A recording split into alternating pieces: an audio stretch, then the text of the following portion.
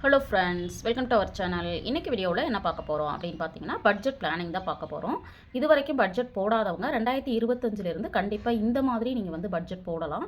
இந்த வீடியோவில் நான் காமனாக ஒரு அமௌண்ட்டை எடுத்துகிட்டு அந்த அமௌண்ட்டை வந்து எப்படி வந்து பட்ஜெட்டுக்கு கொண்டு வரலாம், எப்படி சேமிக்கலாம், அதுக்கான டிப்ஸ் அண்ட் ட்ரிக்ஸை ஷேர் பண்ணியிருக்கிறேன். பார்க்குற வியூவர்ஸ் வந்து பார்த்தீங்க அப்படின்னா, மாத வருமானம் இருக்கவங்க கண்டிப்பாக இந்த டிப்ஸை ஃபாலோ பண்ணிங்கன்னா நீங்களும் வந்து பார்த்தீங்க அப்படின்னா அடுத்த வருஷத்தில் கடன் இல்லாத ஒரு லைஃப்பை லீட் பண்ண முடியும். தொடர்ந்து வீடியோஸை பாருங்கள். பிடிச்சிருக்கு அப்படின்னா லைக் பண்ணுங்கள், சப்ஸ்கிரைப் பண்ணி சப்போர்ட் பண்ணுங்கள் அப்படின்னு கேட்டுக்கிறேன். வாங்க வீடியோக்குள்ளே போவோம். இன்றைக்கி பார்த்தீங்க அப்படின்னா 2025 மாத வருமானம் இருக்கிறவங்க பட்ஜெட் போடுறது எப்படி அப்படின்னு சொல்லிட்டு நான் ஷேர் பண்ணியிருக்கிறேன். தொடர்ந்து வீடியோவாக பாருங்கள். இப்போ வந்து நம்ம சொன்ன மாதிரி வரவு செலவு சேமிப்பு இந்த விஷயத்தை நம்ம ஃபாலோ பண்ண ஆரம்பித்தோம் அப்படின்னா கண்டிப்பாக என்ன பண்ண முடியாது அப்படின்னு பார்த்தீங்கன்னா நம்மளால் சேமிக்கவே முடியாது. பட் வந்து பார்க்குற சப்ஸ்கிரைபர் வந்து நிறைய பேர் பார்த்தீங்க அப்படின்னா நீங்கள் சொல்கிற மாதிரி நாங்கள் வந்து வரவு சேமிப்பு செலவு இப்படின்னு மாற்ற ஆரம்பித்தோம், எங்களாலையும் சேமிக்க முடியுது, தேங்க்ஸ் அப்படின்னு சொல்லிட்டு நிறைய நம்மளுக்கு வந்து கமெண்ட் வந்து பாசிட்டிவாக வந்துட்டுருக்கு. இது வரைக்கும் இதை பண்ணலை அப்படின்னா கண்டிப்பாக 2025 இதை பண்ணுறதுக்கு ஆரம்பிச்சிருங்க. வரவு சேமிப்பு செலவு இதை வந்து ஃபார்முலாவாக நீங்கள் வந்து வச்சுக்கோங்க. இப்போ வந்து கோல் வந்து ஃபிக்ஸ் பண்ணிக்கோங்க. எப்போவுமே வந்து உங்களுடைய வருமானத்துலேருந்து 10% வந்து அவசியம் நம்ம சேமிக்கணும் அப்படின்னு டிசைட் பண்ணிவிடுங்க. முடிஞ்சது அப்படின்னா ஒரு 20% நம்ம சேமிக்கலாம். அடுத்தது பார்த்தீங்க அப்படின்னா இந்த வீடியோவில் பார்த்தீங்கன்னா 60,000 ரூபா ஒரு வருமானம் இருக்கக்கூடிய பர்சன் வந்து அவங்களுக்கு வந்து பட்ஜெட் பிளானிங் கேட்டிருந்தாங்க. அவங்களுக்கான வீடியோ தான். ஆனால் இதில் நான் எப்படி வந்து பிரிச்சிருக்கேன், எப்படி வந்து சேவ் பண்ணணும் அப்படின்னு சொல்லியிருக்கேங்கிற டிப்ஸை நீங்கள் தொடர்ந்து பாருங்கள். அதே உங்கள் வருமானத்துக்கும் நீங்கள் வந்து என்ன பண்ணிக்கலாம்னா மாடிஃபை பண்ணிக்கலாம். இல்லை உங்களுடைய வருமானத்தை வந்து கமெண்ட்டில் சொல்லிட்டீங்க அப்படின்னா உங்களுக்கு தேவைப்படுதுன்னா நான் வந்து பட்ஜெட் பிளானிங் வந்து கண்டிப்பாக போட்டு கொடுக்கறதுக்கு ட்ரை பண்ணுறேன். இப்போ பார்த்தீங்கன்னா 60,000 ரூபாய். இப்போ இந்த 60,000 ரூபாயில் 10% எவ்வளோ அப்படின்னு பார்த்தீங்கன்னா நம்மளுக்கு வந்து 6,000 ரூபாய் வரும். அதுவே 20% அப்படிங்கும்போது நம்மளுக்கு வந்து 12,000 ரூபாய் வரும். அப்போது இந்த சப்ஸ்கிரைபர் என்ன பண்ணலாம் அப்படின்னு பார்த்தீங்கன்னா 60,000 ரூபாயிலேருந்து 12,000 ரூபாயை மைனஸ் பண்ணிட்டோம்னா 48,000 ரூபாய் இருக்கும். இப்போது நம்ம இவங்க என்ன நினைக்கணும்னா நம்மளுடைய எண்ணம் எப்படி இருக்கோ அது மாதிரி தான் நம்மளுடைய லைஃப் அப்படிங்கிறது இருக்கும் இல்லைங்களா. இந்த 48,000 ரூபா தான் நம்மளுக்கு வருமானம் அப்படின்னு சொல்லிட்டு இந்த 12,000 ரூபாய் என்ன பண்ணணும் அப்படின்னா அவங்க மறந்துடணும். இதே மாதிரி உங்களுடைய வருமானத்துலேயும் 10% எவ்வளோ, 20% எவ்வளோ அப்படிங்கிறத கால்குலேட் பண்ணிவிட்டு அந்த அமௌண்ட் வந்து நம்மளுக்கு வந்து வரலை, நம்மளுக்கு வந்து வருமானமே கம்மி அப்படின்னு சொல்லிட்டு டிசைட் பண்ணிக்கோங்க. இப்போ இந்த 48,000 ரூபாயை வச்சு எப்படி வந்து பட்ஜெட் போடலாம் அப்படின்னு சொல்லிட்டு நம்ம பிளான் பண்ணலாம். இப்போ வந்து இவங்க பார்த்தீங்க அப்படின்னா அதுக்கு முன்னாடியே நம்மளை வந்து கமெண்ட்டில் என்ன சொல்லியிருந்தாங்கன்னா ஆல்ரெடி வந்து நான் வந்து 12,000 சேமித்தா போதும் பட்ஜெட்டில் போட்டிருக்கிறேன். பட் வந்து அவங்க பார்த்தீங்க அப்படின்னா இது பார்த்தீங்க அப்படின்னா அவங்க ஆல்ரெடி எல்ஐசி வந்து ஒரு 9,000ம் நகை சீட்டு வந்து ஒரு 6,000ம் போடுறாங்க. அதுவும் இல்லாமல் குழந்தைங்க ஸ்கூல் ஃபீஸ் வந்து 7,500 ரூபா நம்ம வந்து சேமிக்கிறோம் அப்படின்னு சொல்லிட்டு இதை வந்து போட்டிருக்காங்க.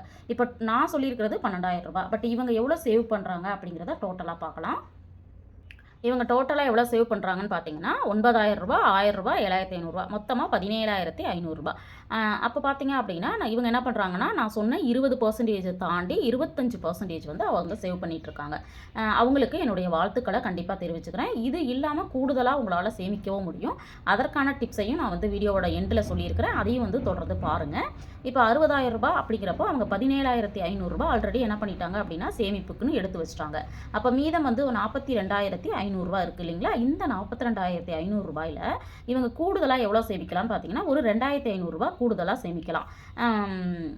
பார்த்தீங்கன்னா எவ்வளோ எதுக்கு அப்படின்னு பார்த்தீங்கன்னா அவங்களோட ஃப்யூச்சர் பிளானுக்காக ஒரு எஸ்ஐபியில் ஒரு மியூச்சுவல் ஃபண்டில் அந்த அமௌண்ட் வந்து நம்மளோடது இல்லை அப்படின்னு ஒரு 5 வருஷம் 10 வருஷம் தொடர்ந்து சேமிக்கிறதுக்கு நீங்கள் முயற்சி பண்ணலாம் அப்படின்னு கேட்டுக்கிறேன். அப்போது இங்கே வந்து ஏற்கனவே 17,500 ரூபா சேவ் பண்ணுறீங்க, இங்கே ஒரு 2,500 ரூபா சேவ் பண்ணுறீங்க. அப்போ டோட்டலாக நம்மளுக்கு 20,000 ரூபா வந்து டோட்டலாக சேவிங்க்கு போயிடும். அப்போது டோட்டலாக நம்மளுக்கு வந்து 20,000 ரூபா சேமிப்புக்கு அப்படின்னு போயிடுச்சுன்னா மீதம் வந்து எவ்வளோ இருக்கும்னு பார்த்தீங்கன்னா 40,000 ரூபா. அப்போது இவங்க என்ன பண்ணுவோம்னா நம்மளுக்கு வந்து 40,000 ரூபா தான் வருமானம். இந்த 40,000க்கு நம்ம எப்படி வந்து பட்ஜெட்டை பிளான் பண்ணலாம் அப்படிங்கிறத நம்ம பார்க்கலாம். ஃபஸ்ட்டு பார்த்தீங்க அப்படின்னா தினச்செலவுகள். இந்த தினச்செலவுகள் அப்படிங்கிறது வந்து பார்த்தீங்க அப்படின்னா நம்மளுக்கு வந்து ரெகுலராக ஏதோ ஒன்று பூவோ பழமோ அப்புறம் வந்து கீரை போட்டிருக்கேன், அதுக்கப்புறம் ஏதாவது ஒரு பழம் வாங்குகிறோம் அப்படின்னா அந்த மாதிரிக்கு ஒரு 1,500 ரூபா தனியாக என்ன பண்ணிடணும் எடுத்து தனியாக வச்சிடணும். இப்போ இந்த மாதிரி பட்ஜெட் போடும்போது பார்த்தீங்க அப்படின்னா எங்கள் வீட்டில் நான் ஃபாலோ பண்ணுறதை உங்களோட ஷேர் பண்ணுறேன். இதை வந்து நான் நிறைய வீடியோஸில் ஷேர் பண்ணியிருக்கிறேன். இப்போ பார்த்தீங்கன்னா இந்த மாதிரி கவர்ஸ் வந்து எனக்கு வந்து மீஷோவில் வந்து ரொம்ப சீப் அண்ட் பெஸ்ட்டாக 96 ருபீஸ்க்கு கிடச்சது. இதில் பார்த்தீங்கன்னா நான் என்ன பண்ணியிருக்கேன்னா ஒவ்வொரு செலவையும் எழுதி அதுக்கு வந்து நான் தனித்தனியாக என்ன பண்ணியிருக்கேன்னா கவர் பண்ணியிருக்கிறேன். இந்த மாதிரி வந்து பண்ணும் பொழுது நம்மளுக்கு வந்து அமௌண்ட் வந்து குறைவாக செலவாகுது. அது இல்லாமல் பார்த்தீங்க அப்படின்னா பட்ஜெட்குள்ளேயும் நம்மளால் செலவு பண்ண முடியுது. இப்போ பார்த்தீங்கன்னா கிராசரி இப்போ வந்து நம்மளுக்கு ஒரு 15 டேஸ் ஆயிடுச்சு. அதுக்கப்புறம் மீதம் இருக்கிறதெல்லாம் பார்த்தீங்கன்னா இது உள்ளேயே இருக்கும். அது இல்லாமல் பார்த்தீங்கன்னா இந்த மாதிரி நான் என்ன டேட்டில் என்ன அமௌண்ட் எடுத்திருக்கேன் அப்படிங்கிறது நான் இதில் வந்து என்ன பண்ணியிருக்கேன் அப்படின்னா மென்ஷன் பண்ணியிருக்கேன். அப்போ தான் நம்மளுக்கு வந்து பேலன்ஸ் எவ்வளோ இருக்குது அப்படிங்கிறது நம்மளுக்கு தெரியும். இப்போ மெடிக்கல் செலவு பார்த்தீங்கன்னா இந்த மாதம் ஃபர்ஸ்ட்லேயே எனக்கு வந்துருச்சு. அதனால் வந்து இதில் வந்து கேஷ் இல்லை. அப்புறம் பார்த்தீங்கன்னா என்பி, அடுத்தது பார்த்தீங்க அப்படின்னா இது வந்து ஃப்ரூட்ஸ் அண்ட் ஸ்நாக்ஸு, இது வந்து பெட்ரோல். இந்த மாதிரி நம்ம பணம் போக மீதத்தை வந்து என்ன பண்ணியிருக்கிறோம் அப்படின்னா அதுக்குள்ளேயே வச்சுருக்கேன். இந்த மாதிரி பண்ணும் பொழுது கண்டிப்பாக நம்மளுடைய செலவுகள் அப்படிங்கிறது குறையறதுக்கு நிறைய வாய்ப்புகள் இருக்குது.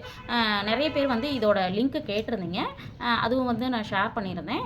பார்க்குற வியூவர்ஸ்க்கும் தேவைப்படுது அப்படின்னா கண்டிப்பாக டிஸ்கிரிப்ஷனில் லிங்க் கொடுக்குறேன், வேணும்னா வாங்கிக்கோங்க. அடுத்தது பார்த்தீங்கன்னா இப்போ தினச்செலவுகளுக்கு எடுத்து வச்சாச்சு. அடுத்தது வாரச்செலவுகள். இந்த வாரச்செலவுகள் அப்படிங்கிறது நம்ம வந்து வாரத்தில் ஒரு நாள் மட்டும் அப்படின்னு சொல்லிட்டு பட்ஜெட்டை பிளான் பண்ணிட்டோம் அப்படின்னா கண்டிப்பாக என்ன ஆகும் அப்படின்னா நம்ம வந்து பட்ஜெட்குள்ளே நம்மளால் செலவுகளை பண்ணிட முடியும். என்னென்னா அப்போ வந்து இதுக்கு பார்த்தீங்க அப்படின்னா வெஜ்ஜு நான்வெஜ்ஜு இது ரெண்டுக்கும் சேர்த்து பார்த்தீங்க அப்படின்னா நான் வந்து 4000 ருபீஸ் வந்து போட்டிருக்கிறேன். இது வந்து போதுமானதாக இருக்குமா அப்படின்னு கேட்டிங்கன்னா வெஜ்ஜுக்கு வந்து 2000, அப்புறம் வந்து நான்வெஜ்ஜுக்கு 2000 அப்படின்னு சொல்லிட்டு நான் பிரித்து போட்டிருக்கிறேன். பட் இதில் வந்து கொஞ்சம் கூட குறைய வருது அப்படின்னா நம்ம அட்ஜஸ்ட் பண்ணிக்கலாங்கிறதுனால 4000 ரெண்டையும் சேர்த்து நான் வந்து கால்குலேட் பண்ணியிருக்கேன். அடுத்தது வந்து ஃப்ரூட்ஸ் அண்ட் ஸ்நாக்ஸுக்கு வந்து 2000 போட்டிருக்கேன். இது வந்து நம்ம சீசனல் ஃப்ரூட்ஸும் ஸ்நாக்ஸும் வந்து வாங்குகிறோம் அப்படின்னா கண்டிப்பாக இது போதுமானதாக இருக்கும். அப்போ டோட்டலாக பார்த்தீங்கன்னா வார செலவுகளுக்கும் வந்து 6000 ரூபா போட்டிருக்கிறேன். இது வந்து கொஞ்சம் கூடுதலாக இருக்குது அப்படின்னா கொஞ்சம் குறைச்சிக்கலாம். இல்லை உங்களுக்கு இன்னும் கூடுதலாக செலவாகுது அப்படின்னா கொஞ்சம் ஆட் பண்ணிக்கலாம். இது வந்து உங்களுடைய விருப்பம் தான். இதற்குள்ளே நம்ம ஆனால் செலவு பண்ணுற மாதிரி நம்ம பிளான் பண்ணிக்கணும். ஏன்னா பட்ஜெட் அப்படிங்கிறப்போ கண்டிப்பாக அதை வந்து ஃபாலோ பண்ணுறது அவ்வளோ எளிது கிடையாது. கொஞ்சம் நாளாக நம்ம வந்து ஒரு 3 மாதம் 6 மாதம் ஆகும்போது அதை வந்து நம்மளுக்கு பழக்கமாக ஆகிடும். இதுவே பார்த்தீங்க அப்படின்னா நான் வந்து ஒரு 10 இயர்ஸாக நான் வந்து இது ஃபாலோ பண்ணிகிட்ருக்கிறேன். அதனால தான் வந்து இதை நான் வந்து கான்ஃபிடென்ட்டாக சொல்கிறேன். ட்ரை பண்ணி பாருங்கள், கண்டிப்பாக உங்களாலையும் இதை செய்ய முடியும். அடுத்தது மாதச் செலவுகள். மாதச் செலவுகள் அப்படிங்கிறது வந்து நம்ம மாதத்திற்கு ஒரு முறை பண்ணக்கூடிய அவசியமான செலவுகள் அப்படிங்கிறது நம்ம வந்து எடுத்துக்கணும். இப்போ வந்து ரெண்ட்டு அப்படிங்கிறது அவங்க ஆல்ரெடி வந்து கொடுத்துட்டாங்க. இது வந்து நான் சொல்லலை, அவங்களே வந்து 7500 நாங்கள் கொடுக்குறோம் அப்படின்னும் மென்ஷன் பண்ணியிருக்காங்க. அடுத்தது பார்த்தீங்கன்னா பால் வந்து 1 லிட்டர் வந்து 50 ரூபா. இது வந்து பசும்பால் நான் போட்டிருக்கேன். நீங்கள் பேக்கெட் பால் வாங்குறீங்கன்னா கொஞ்சம் கூடுதலாக ஆகும். பட் வந்து பேக்கெட் பால் வாங்குறத விட பசும்பால் நல்லது அப்படிங்கிறதுனால நான் வந்து 50 ரூபா போட்டிருக்கிறேன். 1500 ரூபா 30 நாளைக்கும். இப்போ வந்து ஈபிக்கு பார்த்தீங்கன்னா இப்போ வந்து கரண்ட் பில்லெல்லாம் ரொம்ப ஜாஸ்தி ஆகிடுச்சு அப்படிங்கிறதுனால 2000 ருபீஸ் நான் போட்டிருக்கிறேன். அடுத்தது கேஸுக்கு வந்து பார்த்தீங்க அப்படின்னா 1000 ரூபா போட்டிருக்கிறேன். எல்லாமே வந்து கொஞ்சம் கூடுதலாக தான் நான் போட்டிருக்கிறேன். கிராசரி வந்து 6000 போட்டிருக்கேன். இப்போ இருக்கிற விலைவாசியில் பார்த்தீங்கன்னா 4 பேர் இருக்கிற ஃபேமிலிக்கு கண்டிப்பாக 6000 தேவைப்படும். ஆனால் நான் வந்து என்னுடைய பட்ஜெட்டில் கொஞ்சம் குறைவாக நான் போட்டிருக்கிறதுக்கு நிறைய காரணங்கள் இருக்குது. அது என்னுடைய பட்ஜெட் வந்து ஷேர் பண்ணும்போது கண்டிப்பாக அதை வந்து நான் ஷேர் பண்ணுறேன். இப்போ வந்து பார்த்தீங்க அப்படின்னா ஒரு 6000. அடுத்தது பார்த்தீங்கன்னா கேபிள் எல்லார் வீட்லேயும் ஒரு கேபிள் கனெக்ஷன் இருக்கும், அதுக்கு 500 ரூபா. அடுத்தது வந்தீங்கன்னா ட்ராவல், இது வந்து பெட்ரோல் தான் ட்ராவல்னு போட்டிருக்கிறேன். இது வந்து ஒரு 2000, அதாவது பெட்ரோல் செலவு, பஸ் ஃபேரு, இந்த மாதிரி எல்லா செலவுகளும் சேர்த்து 2000 ரூபா. அடுத்தது மெடிக்கல் எமர்ஜென்சி அப்படிங்கிறது 3000 போட்டிருக்கேன். கண்டிப்பாக இது வந்து நம்மளுக்கு அவசியமான ஒன்று. ஏன்னா வந்து நம்ம மெடிக்கலுக்கு போகிறவங்களுக்கு தான் தெரியும், ஒரு எமர்ஜென்சின்னு போனோன்னா கண்டிப்பாக ஒரு பில்லுங்கிறது 1000 ரூபாய்க்கு கம்மியாக கிடையாது. அப்போ ஒரு 4 பேர் இருக்கிறப்போ கண்டிப்பாக நம்மளுக்கு வந்து 3000 வந்து வச்சுக்கலாம். அந்த பணத்தை வந்து இப்போ நான் பார்த்தீங்க அப்படின்னா இதில் வந்து நான் மெடிக்கல் அப்படின்னு சொல்லிட்டு நான் போட்டிருந்தேன் இல்லைங்களா, இதில் வந்து என்னுடைய பணம் வந்து இந்த மாதம் செலவாயிடுச்சு. பட் வந்து இந்த மெடிக்கல் அப்படிங்கிறது பணம் செலவாகாமல் இருந்துச்சு அப்படின்னா அந்த பணம் என்ன ஆகும்னா மந்த் எண்டில் எனக்கு சேமிப்பாக மாறிடும். அந்த மாதிரி நீங்களுமே மாதம் எடுத்து வச்சுட்டு செலவாகலை அப்படின்னா இதை வந்து சேமிப்பாக மாற்றிடுங்க.